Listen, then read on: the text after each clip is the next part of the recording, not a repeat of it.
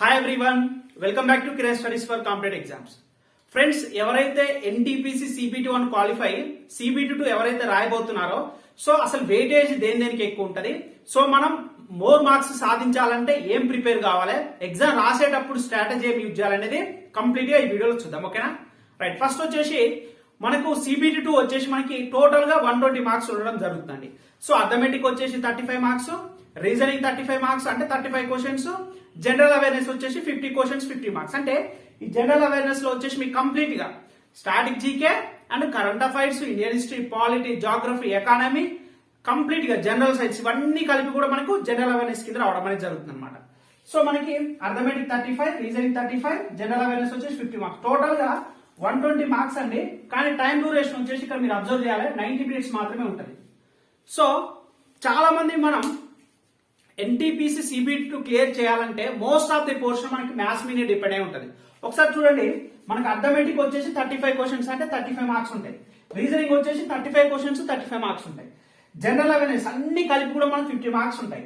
So మనకి main గా మనం ఫోకస్ చేయాల్సింది ఈ రెండింటి మీద. ఎందుకంటే ఎవరైతే 35 ఇప్పుడు ఈ రెండు కలిపి ఎంతండి 70 మార్క్స్ కదా, రైట్. అర్థమెటిక్ రీజనింగ్ కలిపితే మనకి 70 మార్క్స్, ఇక్కడ వచ్చేసి 50 మార్క్స్ అనమాట.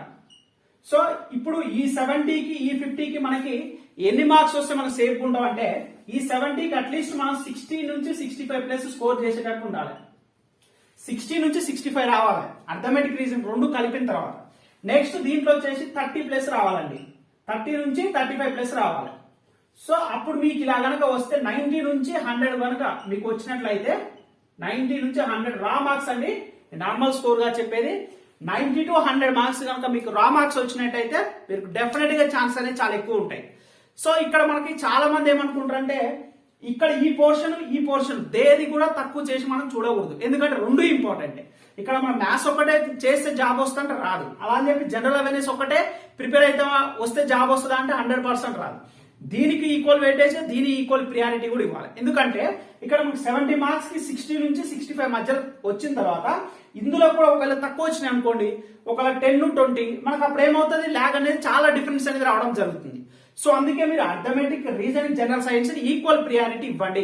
ఒకవేళ మీరు జనరల్ సైన్స్ లో కనుక మీరు మాస్టర్ అయి ఉండి మీరు ఏ ప్రాబ్లం ఇచ్చినా చేయగలుగుతున్నప్పుడు ఇప్పుడు ఈ ఉన్న టైంలో మీరు ఏం చేస్తారంటే జనరల్ సైన్స్ మీద అంటే జనరల్ అవేర్నెస్ మీద ఫోకస్ చేయండి. ఒకవేళ మీరు జనరల్ అవేర్నెస్ లా మీరు ఒకవేళ మీకు ఆల్రెడీ కంప్లీట్ అయి ఉన్నట్టయితే మీరు అర్థమెటిక్ రీజన్ మీద ఎక్కువ మోడల్ నెంబర్ ఆఫ్ ప్రాబ్లమ్స్ అనేది చేయాలి. ఇలా చేయడం వల్ల ఏమవుతుందంటే మనం అర్థమెటిక్, రీజనింగ్, జనరల్ అవేర్నెస్ ఇలా రెండింటిని ఈక్వల్ గా తీసుకొని వెళ్ళాలన్నమాట. ఒకటి తక్కువ ఒకటికి ఏమైందంటే కట్ ఆఫ్ లో మనకి చాలా వరకు వేరియేషన్ వస్తుంది. చాలా మంది మనం ఎన్టీపీసీ CBT1 లో కూడా చూసాం, నాట్ 1%, 0.1 తోటి 1 మార్క్ 2 మార్క్స్ తోటి చాలా మంది కూడా మిస్ కావడం జరిగింది. ఇప్పుడు ఈ CBT2 అనేది ఫైనల్ కట్ ఆఫ్ కాబట్టి సో చాలా జాగ్రత్తగా ప్రతి ఒక్కరు కూడా మీరు ప్రిపేర్ అయ్యేది సిన్సియర్ గా, మీరు టైం వేస్ట్ చేయకోకుండా ఉన్న తక్కువ టైంలో ఈక్వల్ ప్రియారిటీస్ ఇస్తూ చదవండి. ఓకేనా? ఇంకొకటి ఏంటంటే ఎగ్జామ్ రాసేటప్పుడు చాలా చాలా ఇంపార్టెంట్ అండి. ఇక్కడ మరి టైం డ్యూరేషన్ వచ్చేసి మనకి 90 మినిట్స్ మాత్రమే ఉంది. సో మనకి ప్రిలిమ్స్ అంటే CBT1 కి వచ్చేసి మనకి 100 క్వశ్చన్స్ 90 మినిట్స్ ఉండడం జరిగింది, కానీ ఇక్కడ 120 క్వశ్చన్స్. ఇక్కడ చూడండి క్వశ్చన్స్ పెరిగాయి, టైం అనేది సేమ్ అలానే ఉంది. మరి ఇలా ఇచ్చినప్పుడు మన టైం మేనేజ్మెంట్ అనేది చాలా చాలా ఇంపార్టెంట్. ఎందుకంటే ఈ టైం మేనేజ్మెంట్ కరెక్ట్ ఎవరైతే యూజ్ చేసుకుంటారో వాళ్ళకి మాత్రమే మార్క్స్ అనేది ఎక్కువ రావడం జరుగుతుంది. మెయిన్ గా మీకు టైం వేస్ట్ అయ్యేది అర్థమెటిక్ రీజనింగ్ దగ్గర. ఒకవేళ మీరు ఫస్ట్ ఒక క్వశ్చన్ చూడగానే మీకు అది వస్తే విత్ ఇన్ 5 సెకండ్స్ లోపే మీరు ఆ క్వశ్చన్ మీద ఒక ఐడియా రావాలి. Okay, I can do that problem, నేను ఆ ప్రాబ్లం చేయగలను అనే నమ్మకం ఉంటేనే ఆ ప్రాబ్లం సాల్వ్ చేయండి. సెకండ్ కేసు ఏంటంటే నీకు ఆ ప్రాబ్లం వచ్చినా సరే more than 2 minutes 3 minutes 4 minutes 5 minutes కూడా పట్టే క్వశ్చన్స్ కొన్ని ఉంటాయి. మీకు అవి చూడగానే అర్థమవుతుంది, అది ఎప్పుడు మనం బాగా ప్రాక్టీస్ అయినప్పుడు అర్థమవుతుంది. సో అప్పుడు నీకు ఆ క్వశ్చన్ కి మోర్ దాన్ 3 మినిట్స్ 4 మినిట్స్ పడుతుందని తెలిసినప్పుడు ఆ క్వశ్చన్ నీకు వచ్చినా సరే దాన్ని హోల్డ్ చేయండి. అప్పుడు ఏమవుతుందంటే ఇప్పుడు ఈ క్వశ్చన్ కి నీకు 5 మినిట్స్ పట్టే టైం వల్ల మిగతా క్వశ్చన్ 1 మినిట్ 1.5 మినిట్స్ వచ్చే క్వశ్చన్స్ 2 to 3 క్వశ్చన్ చేయొచ్చు. అంటే 1 mark is equal to 3 marks అనమాట. సో ఈ స్ట్రాటజీ చాలా మంది తెలియక ఫస్ట్ వాళ్ళు ఇచ్చిన షిఫ్ట్ లో ఫస్ట్ క్వశ్చన్ కనుక వాళ్ళకి వచ్చినట్లయితే వాళ్ళు రిమైనింగ్ అన్ని మర్చిపోతారు.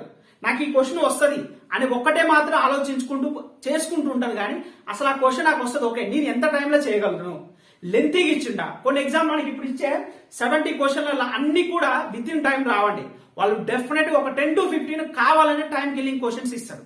అప్పుడే మన ఎనలిటికల్ థింకింగ్ అనేది యూజ్ చేయాలన్నమాట. ఓకే నేను ఈ ఉన్న తక్కువ టైంలో నేను ఆ ప్రాబ్లమ్ సాల్వ్ చేయగలుగుతున్నా లేదా, నేను సాల్వ్ చేయగలుగుతున్నా అంటే విత్ ఇన్ 1 minute 1.5 1 minute చేసుకున్నా సరే మనకి అక్కడ 70 minutes అంటే రిమైన్ 20 minutes లో కూడా మనం ఈ రిమైనింగ్ 50 క్వశ్చన్ చేసేటట్టు ఉండాలి. సో ఆన్ అండ్ యావరేజ్ గా 1 minute నుంచి 1.5 minute వరకు వేసుకోండి. మాక్సిమం 1.5 minutes, అంత మించి ఎక్కువ ఒక ప్రాబ్లం చేయొద్దు. మీకు రాలేదనుకోండి హోల్ లో పెట్టి వదిలేదు. లాస్ట్ కి ఈజీ క్వశ్చన్స్ ఉంటాయి, అది చేసిన తర్వాత మీకు అప్పుడు ఏమి రాకపోతే అప్పుడు సెకండ్ రివిజన్ కి వచ్చేటప్పుడు అప్పుడు సాల్వ్ చేయండి. కానీ చాలా మంది చేసే మిస్టేక్ ఇదేనండి. సో ఆ క్వశ్చన్ అలానే పట్టుకోండి, దాన్ని మాత్రం ఎక్కువ టైం వేస్ట్ మాత్రం అస్సలు చేయొద్దు. ఇక నెక్స్ట్ వచ్చేసరికి ఈ జనరల్ అవేర్నెస్ 50 మార్క్స్. చాలా మంది చేసే పెద్ద మిస్టేక్ ఏంటంటే గెస్ చేసి ఆన్సర్లు పెట్టడం. సో దీనివల్ల చాలా మంది రా మార్క్స్ వచ్చిన మార్క్స్ కంటే కూడా చాలా మంది లాస్ అయిన వాళ్ళే చాలా మంది. మనం ఇక్కడ CBT 1 లో కూడా చాలా మందిని అబ్జర్వ్ చేసాం, వాళ్ళ మార్క్స్ ఎలా వస్తున్నాయి ఏంటి అనేది కూడా. సో ఇక్కడ వచ్చే మనకి టైం మేనేజ్మెంట్ అక్యురసీ ఉండాలి, అర్థమెటిక్ రీజనింగ్. ఇక్కడ వచ్చేసరికి మనకి గెస్సింగ్ అనేది తక్కువ ఉండాలి. 50 క్వశ్చన్లు ఉన్నాయి, మీకు ఎగ్జాక్ట్ గా తెలిసినాయి ఒక 30 నుంచి 35 వరకు పెట్టండి. మీరు నెగిటివ్స్ ఓవరాల్ గా 120 క్వశ్చన్స్ కి నెగిటివ్స్ అంటే మీరు ఒకవేళ గెస్ చేసి పెట్టినా ఆన్సర్ చేసి పెట్టినా <5 ఉండేటట్టు చూసుకోవాలి. ఎంత అండి? <5. ఇంతకు మించి మీకు ఎక్కువ అసలు ఉండొద్దు. మీకు <5 కంటే మీరు ఎక్కువ కనుక ఉన్నట్లయితే అప్పుడు ఏమైతే చెప్పండి, నెగిటివ్స్ అనేది ఎక్కువ రావడం వల్ల మనకు వచ్చిన రా మార్క్స్ లో కూడా మన మార్క్స్ అనేది కోల్పోవడం జరుగుతుంది. సో మీరు ఎగ్జామ్ రాసేటప్పుడు మాత్రం ఇది మాత్రం ప్రతి ఒక్కరు గుర్తుపెట్టుకోండి, మీకు వచ్చిందే అక్యురసీగా అవుట్పుట్ అనేది ఇవ్వండి. గెస్ట్ చేసి మాత్రం అనవసరంగా వచ్చిన క్వశ్చన్, ఫర్ ఎగ్జాంపుల్ మీకు 120 మార్క్స్ కి ఒక 90 మార్క్స్ వచ్చాయనుకోండి, రా మార్క్స్ నేను చెప్పేది. మీరు రా మార్క్స్ 90 మార్క్స్ వచ్చినాయి, కానీ మీరు గెస్ట్ చేసి పెట్టడం వల్ల ఒక 18 క్వశ్చన్స్ రాంగ్ అయినాయి అనుకోండి. సో నీకు ఒరిజినల్ వచ్చిన 90, 1/3 అంటే 6 మార్క్స్ అంటే 84 మార్క్స్ వస్తున్నాయి. ఒరిజినల్ వచ్చిన 90 మార్క్స్ మీరు గెస్ట్ చేసి పెట్టడం వల్ల 6 మార్క్స్ కోల్పోయారు. అంటే ఒరిజినల్ వచ్చిన దానికంటే 6 మార్క్స్ 6 మార్క్స్ 6 మార్క్స్ డిఫరెన్స్ అంటే మీ ర్యాంక్ ఎక్కడ ఉంటుందో ఒకసారి ఆలోచించుకోండి, అవునా కదా? సో ఈ ఫ్యాక్టర్స్ అన్ని కూడా NTPC CBT 2 కి మీరు ప్రతి ఒక్కటి కూడా విత్ కీన్ అబ్జర్వేషన్ తోటి ఉండాలి. ఎందుకంటే లాస్ట్ ఛాన్స్ కాబట్టి మనం ప్రిపేర్ అయ్యేటప్పుడు CBT 2 కనుక క్లియర్ అయ్యి మంచి మెరిట్ మార్క్స్ వస్తే మీరు ఏ లెవెల్ కన్నా క్వాలిఫై కానీ మెరిట్ లో ఉండేటట్టు చూసుకోండి, ఓకేనా? సో ఈ స్ట్రాటజీ కనుక ఫాలో అయ్యి మీరు అర్థమెటిక్ రీజన్ జనరల్ అవేర్నెస్ ని ఈక్వల్ గా చూడండి, ఈక్వల్ ప్రియారిటీస్ ఇవ్వండి. ఇది ప్రిలిమినరీ ఎగ్జామ్ కాదు, CBT 2 అనేది ఫైనల్ కాబట్టి సో ఈక్వల్ ప్రియారిటీ ఇచ్చుకుంటూ మనకి 90 నుంచి 100 వరకు మీకు రా స్కోర్ వచ్చేటట్టు చూసుకోండి. నెగిటివ్స్ మాత్రం తక్కువ as soon as possible reduce చేయడానికి ట్రై చేయండి. సో ఇలా రెడ్యూస్ చేయడానికి ట్రై చేయాలంటే మాక్ టెస్టులు రాయాలి. మాక్ టెస్ట్ రాసినే కదా మీకు అర్థమైంది. సో నేను వీడియో డిస్క్రిప్షన్ లో టెక్స్ట్ బుక్ యాప్ లింక్ కూడా ఇస్తానండి. డైరెక్ట్ ఆ లింక్ నుంచి కనుక మీరు రాసినట్లయితే పర్చేస్ చేస్తే 30% డిస్కౌంట్ కూడా వస్తుంది ఇచ్చే కూపన్ కోడ్ నుంచి. సో ఇది కాకుండా మన ఛానల్ వచ్చేసి మేము కంప్లీట్ గా NTPC CBT 2 కు సంబంధించి NCERT science 6 to 10th short notes, దాంతో పాటుగా 2300+ bits physics, chemistry, biology, physics problems, periodic table bits, arithmetic reason 1000+ problems with solutions, static GK 62 topics, Indian history ప్రాచీన, మధ్యయుగ, ఆధునిక భారతదేశ చరిత్ర, కరెంట్ అఫైర్స్ వచ్చేసి ఎక్స్క్లూజివ్ గా రైల్వేకి ఉపయోగపడే విధంగానే టాపిక్ వైజ్ గా మనకి 2021 కంప్లీట్ జనవరి నుంచి డిసెంబర్ వరకు ఇవ్వడం జరిగింది. వీటితో పాటు కొన్ని ఇంపార్టెంట్ 2020, 2019 కూడా కొన్ని మాత్రం అక్కడ యాడ్ చేయడం అనేది జరిగింది.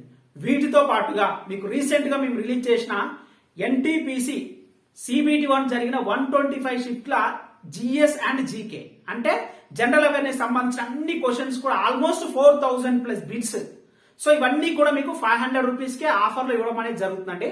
ఇప్పటి వరకు మీ ప్రిపరేషన్ కంప్లీట్ అయినా సరే ఓకే, మీ ప్రిపరేషన్ కంప్లీట్ అయింది, కానీ రివిజన్ టైంలో మనం చదువుకున్నది ఎంత వరకు వస్తుందని, ప్రీవియస్ క్వశ్చన్లు ఎలా వస్తున్నాయని తెలియాలంటే మీరు డెఫినెట్గా ఈ PDF 100% యూజ్ అవుతుంది. మీకు NTPC CBT 1 జరిగిన 125 షిఫ్ట్ ఆల్మోస్ట్ 125 షిఫ్ట్ ప్లస్ లా జరిగిన జనరల్ అవేర్నెస్ సంబంధించిన 4000+ బిట్స్ ఉంటాయి, కాన్సెప్ట్ ఉంటుంది. రివిజన్ కావడానికి అనేది మీకు ఈ PDF అనేది చాలా బాగా యూజ్ అవుతుంది. ఇప్పటికే దాదాపు హండ్రెడ్స్ ఆఫ్ పీపుల్ చాలా మంది తీసుకున్నారు, వాళ్ళ రివ్యూస్ కూడా ఇవ్వడం అనేది జరుగుతుంది. సో ఈ తక్కువ టైంలో మీకు రివిజన్ కి ప్రీవియస్ క్వశ్చన్స్ ఎలా వస్తున్నాయో తెలుసుకోవాలంటే మాత్రం మన మెటీరియల్ డెఫినెట్ యూజ్ అవుతుందండి. సో ఇది వచ్చేసి తెలుగు మీడియం మీకు ఇవ్వడం జరుగుతుంది అనమాట. సో 500 రూపీస్ ఫోన్ పే కానీ గూగుల్ పే కానీ చేసి అదే నెంబర్ కనుక వాట్సాప్ చేసినట్టయితే మీరు పే చేసిన తర్వాత 8886336312 నెంబర్ ఫోన్ పే కానీ గూగుల్ పే కానీ చేయండి. చేసిన తర్వాత స్క్రీన్ షాట్ తీసి కూడా అదే నెంబర్ మీకు కనిపిస్తుంది వాట్సాప్ నెంబర్ కూడా 8886336312 నెంబర్ కి స్క్రీన్ షాట్ తీసి పంపిస్తే ఆ రెస్పెక్టివ్ నెంబర్ కానీ మీకు PDF సెండ్ చేయడం అనేది జరుగుతుందండి. సో మీకు ఈ తక్కువ టైంలో మీకు రివిజన్ కి 100% ఉపయోగపడుతుంది. NTPC ప్రీవియస్ ఇయర్ లో వచ్చిన 125 షిఫ్ట్ లో సంబంధించిన జనరల్ అవేర్నెస్ కంప్లీట్ గా general science, history, politics, geography, economy అన్నిటికి సంబంధించిన అన్ని కూడా మీకు క్లియర్ గా ఇవ్వడం అనేది జరుగుతుందండి. సో నేను చెప్పిన విధంగా arithmetic, reasoning, general science equal priorities ఇవ్వండి, నెగిటివ్స్ ఎక్కువ పెట్టకండి. సో అందరూ కూడా ప్రిపరేషన్ చాలా కన్సిస్టెన్సీగా మెయింటైన్ చేయాలి.